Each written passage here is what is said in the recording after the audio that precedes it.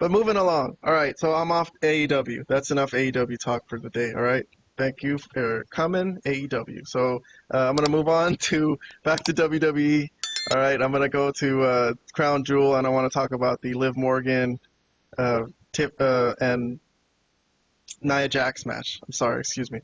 Liv Morgan versus Nia Jax. But before that, I just want to mention real quickly something that I think had to do with it.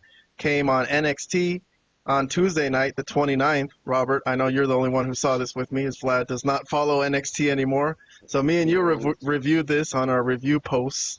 But something was going on in the back. The referees were like, oh shit, they were running to the back. Something chaos was happening. And Liv Morgan and Raquel Rodriguez were there for some reason, which was fucking weird as fuck. And the crowd popped for that. And then they went to like the other side of the car, and Rhea Ripley was there, bloody to hell. So I guess Raquel and Liv beat her ass, I guess. So, which what's her name? Rhea was only here because she was supposedly hanging out with With NXT women. With NXT women. There she is. There she is. Yeah. So Rhea was only on NXT, surprisingly, to hang out with her compatriot. So it wasn't even planned that she would be there, right? She just kind of showed up and she hung out with Zarya and the other babyface girls. So why the fuck would Raquel and Liv know that Rhea was going to be on NXT, right? So that was my plot hole. But I still gave it a thumbs up just for the surprise of seeing some of the main roster people on NXT. Robert gave it a half thumbs up, so I guess you had some issues with it too, of the logic. I don't know if you want to make any comments about the NXT stuff. So it's not the segment itself that I had a problem with, of them beating up and allegedly injuring Rhea Ripley. It's the fact that this happened on an episode of NXT, which I'm not saying that to slight NXT, but it doesn't make sense that the main roster, a segment involving like some big names from the main roster is happening on NXT, especially something significant like this. So when this happened, and then I found out about the legitimate injury about Rhea, it made me wonder if she was already injured prior to this segment, and then they kind of just did this to write her off. I'm not sure if that's what happened. That would make more sense. Yeah, like that's how it made sense in my head. Like, why did they show this on NXT as opposed to Raw, right? So maybe she was already injured, and they probably didn't know about it on at the time of Raw, and then she found out about it later, and then they just planned this on that day for NXT, like just to write her off. That's the way I'm trying to make it make sense, but I don't know. Well, Vlad, did you have some news about the Rhea Ripley, why they wrote her off the show? Because I was predicting about the Nia and Liv match that Rhea was going to come in and probably fucking screw Liv over and cost her that Crown Jewel title. But then heading into the match, we found out Rhea's out. And I didn't even know she was injured. I didn't hear anything about it. Do you know what the injury was? I guess she fractured orbital bone, and so really. So yeah, but the only thing looks fine, but okay. Well, the only thing I was going to say is I thought like maybe she got injured during the attack, because I didn't see NXT, so I didn't know. Like the way the way they were describing it, I thought, because I know she got injured last time. Her shoulder was messed up because of accidentally thing with her and Liv. So I thought the same thing happened again. I'm like, no way this happened twice. No, they didn't really show the attack. They didn't show it. Okay, so yeah, that means that she probably got injured prior to that, and this was just used to write her off the show. So yeah, I wonder where it was. We're bad podcasters. We don't even know where exactly she got injured, but okay.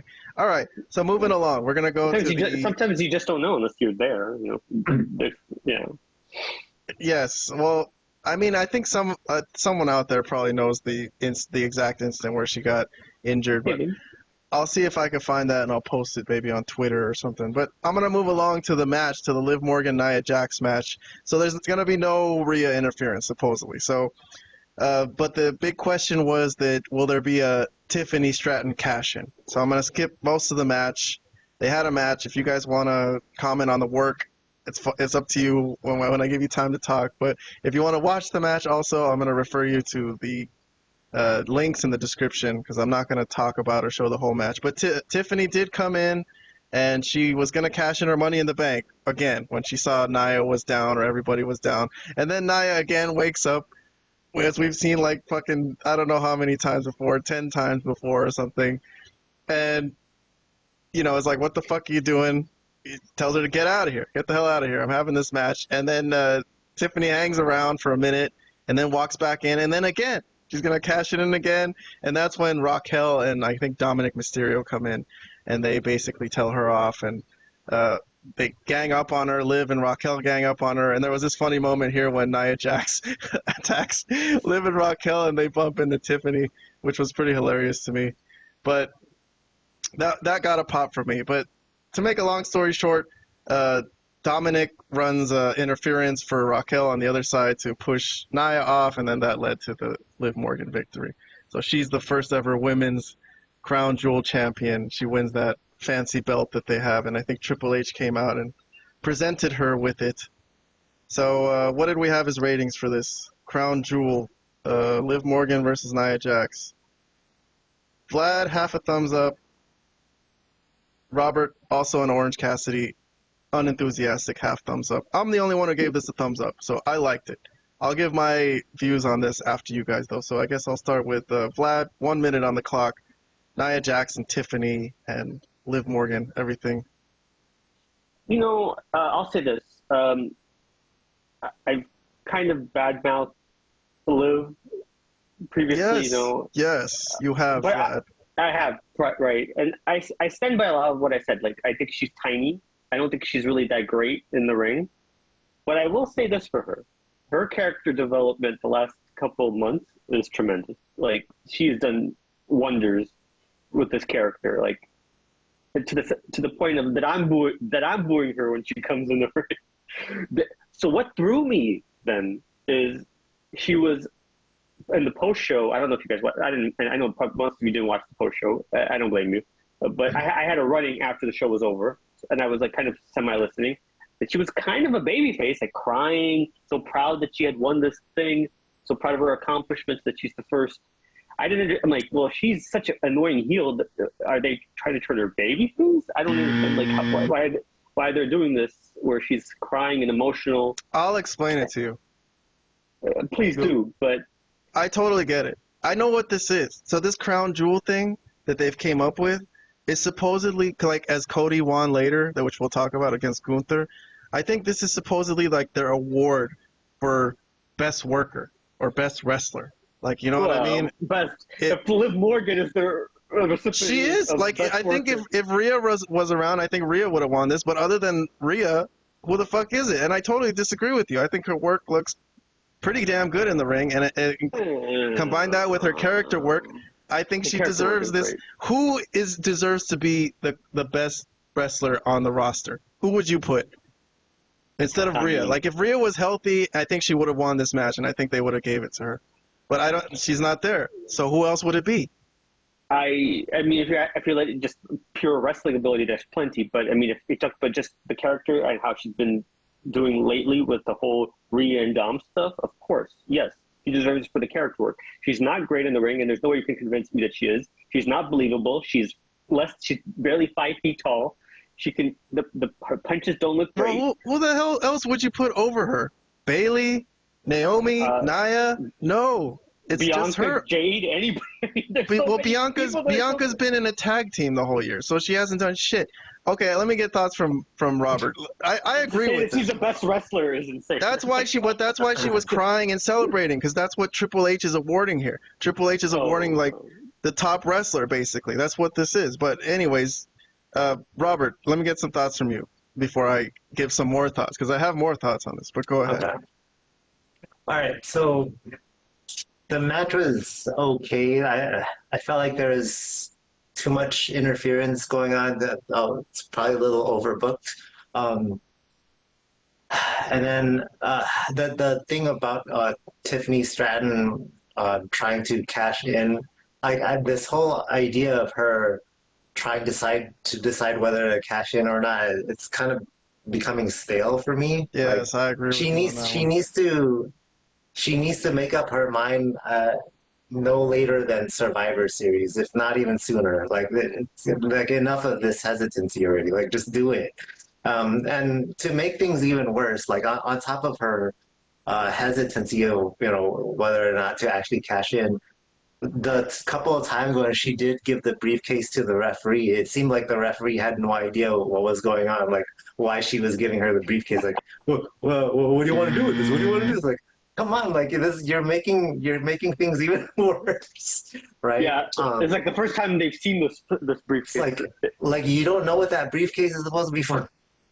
All right. Okay, and then I'm with you there. But what about Liv Morgan? Yeah. Your analysis of her work and whether she deserves this so accolade. hold on, yeah. So in our review of the previous PLE, I did say that I think Liv Morgan has come a long way as a performer overall, both in and out of the ring, right? But I'm not gonna backtrack that statement. I still believe that.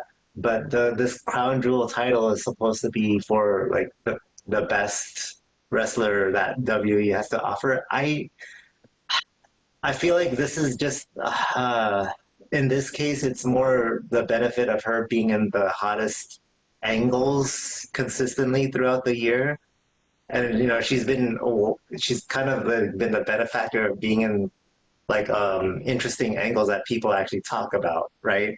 But best wrestler, no. Rhea is better than her in the ring. Yes, I would put Rhea over her.